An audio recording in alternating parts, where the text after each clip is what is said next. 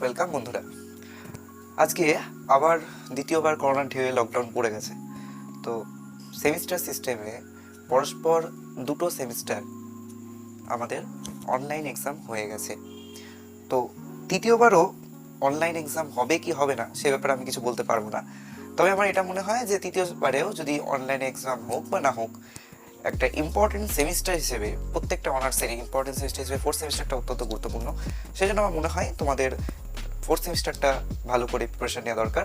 যেহেতু এখন লকডাউন পড়ে গেছে, সেহেতু বাড়ি বসে তোমরা যাতে ভালো করে টপিকগুলোকে শিখতে পারো, আমি তার চেষ্টাই করব। তো চলো শুরু করা যাক। তো বন্ধুরা, প্রথমে আমরা দেখতে পাচ্ছি আমরা আজকে আমাদের ফিজিক্স অনার্সের ফোর্থ সেমিস্টারের প্রথম পেপারের টপিকের নাম হচ্ছে ল্যাপ্লেস ট্রান্সফরমেশন। আমরা আজকে ল্যাপ্লেস ট্রান্সফরমেশন নিয়ে আলোচনা করব। আমরা প্রথমেই জেনে নেব ল্যাপ্লেস ট্রান্সফরমেশন কোথা থেকে এসেছে, কি তার হিস্ট্রি। তো in 1744 অয়েলার প্রথম একটা জিনিস নিয়ে রিসার্চ করছিল, সেটা হচ্ছে differential equation of diffusion.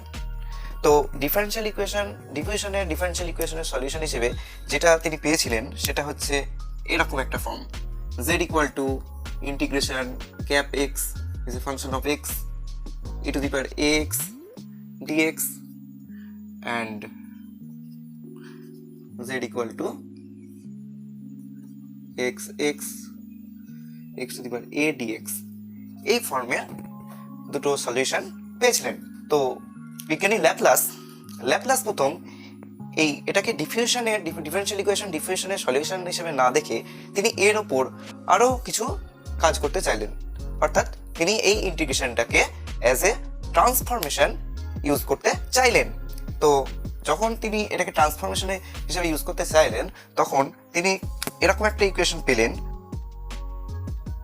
f of s that means Laplace of function x is equal to integration 0 to infinity e to the power minus sx f of x dx। তো তিনি কেন এটা এরকম পেলেন, কেন তিনি এরকম একটা ইকুয়েশন তৈরি করলেন, কি প্রয়োজন হয়েছিল?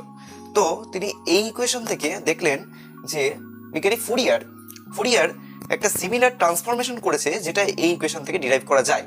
কিন্তু ফুরিয়ার ট্রান্সফরমেশনে একটাই সমস্যা ছিল, সেটা হচ্ছে ফুরিয়ার ট্রান্সফরমেশন হয় শুধুমাত্র পিরিয়ডিক ফাংশনের ক্ষেত্রে। অর্থাৎ যে স্পেসে ফুরিয়ার ট্রান্সফরমেশন হচ্ছে সেই স্পেসটা ডেফিনিট স্পেস, একটা নির্দিষ্ট পরিমাণ স্পেসে ফুরিয়ার ট্রান্সফরমেশন হয়, ফুরিয়ার সিরিজ থেকে ফুরিয়ার ট্রান্সফরমেশন হয়, একটা ফাংশন থেকে একটা অন্য ফাংশনে ফুরিয়ার নিয়ে যেতে পারে। কিন্তু যদি একটা ইনফিনিট স্পেস হয়, that means 0 to infinity, no limit, ফুরিয়ারের কি ছিল, ফুরিয়ারের সাম টাইপ অফ এরকমই একটা ইকুয়েশন ছিল, শুধু চেঞ্জ ছিল এইখানে, এটা কি ছিল -l থেকে l, that means periodic function অবশ্যই হবে 2l, পিরিয়ডিক ফাংশনের মধ্যে আসবে সলিউশনটা। তো ট্রান্সফরমেশনটা এখানেই সীমিত ছিল, একটা ইনডিফিনিট স্পেসের মধ্যে সেই পুরো হোল ট্রান্সফরমেশনটা করার জন্য আমাদের ল্যাপ্লাস ট্রান্সফরমেশনটা প্রয়োজনীয়। তো দেখা যাক এরপরে এর কিছু প্রবলেম।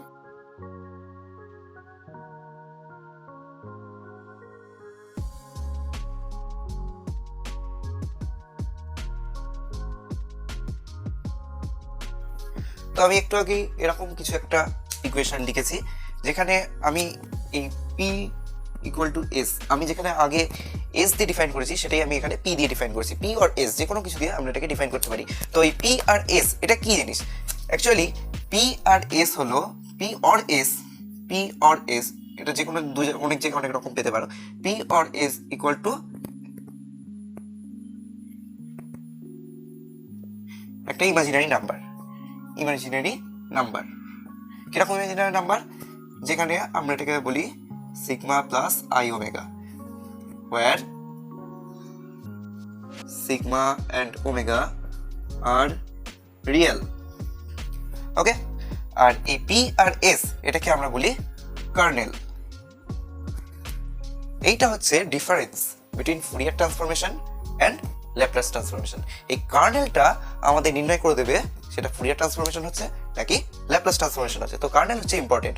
আমরা অ্যাকচুয়ালি এটা মানে কি বোঝাতে চাইছে, ফুরিয়ার মানে ল্যাপ্লাস ট্রান্সফরমেশন কি বোঝাতে চাইছে? ল্যাপ্লাস ট্রান্সফরমেশন এটাই বোঝাতে চাইছে যে একটা ফাংশন যদি এফ এক্স হয়, এফ এক্স একটা যে কোনো ফাংশন, সেটাকে এমন একটা ফাংশন যেটা আমি এই এক্স স্পেসে সলিউশন করতে পারছি না, তখন এই এফএক্স এই ফাংশনটাকে এফএক্স ইকুয়াল টু সামথিং যদি কোনো এক্স দেওয়া কোনো ফাংশন থাকে, তো সেই এক্স দেওয়া ফাংশনকে আমরা নিয়ে যেতে পারি এই পি স্পেসে। পি একটা আরবিট্রারি স্পেস, সেই কার্নেল সেই আরবিট্রারি স্পেসে আমরা নিয়ে যেতে পারি। সেখানে নিয়ে গেলে আমাদের সুবিধাটা কি হবে না, যেখানে এক্স স্পেসে যেটা সলভ করা যাচ্ছে না অথবা যেটা জটিল হয়ে যাচ্ছে, হ্যাঁ, তখন সেটা পি স্পেসে গেলে সেটা আমরা ইজিলি সলভ করতে পারবো। আর তার ফলে যখন আমরা পি স্পেসের সলিউশনটা পেলাম, তখন তার যদি আমরা ইনভার্স ট্রান্সফরমেশন করি, ইনভার্স ল্যাপ্লাস ট্রান্সফরমেশন করি অ্যাকচুয়ালি, তো তাহলে আমরা আবার এক্স স্পেসে ফিরে আসবো তার সলিউশন হিসেবে। অর্থাৎ আমরা একটা বাইপাস সিস্টেম করে নিলাম, সেই বাইপাস সিস্টেমটার নামই হচ্ছে ল্যাপ্লাস ট্রান্সফরমেশন। তো এই যে বললাম ইনভার্স ল্যাপ্লাস ট্রান্সফরমেশন, এটা আমি পরের ভিডিওতে তোমাদের সাথে আলোচনা করব, কিছু পরের ভিডিওতে। তো এই হচ্ছে basic idea of Laplace transformation. এই ল্যাপ্লাস ট্রান্সফরমেশনের এই পুরোটাই এই হচ্ছে তার স্ট্রাকচার।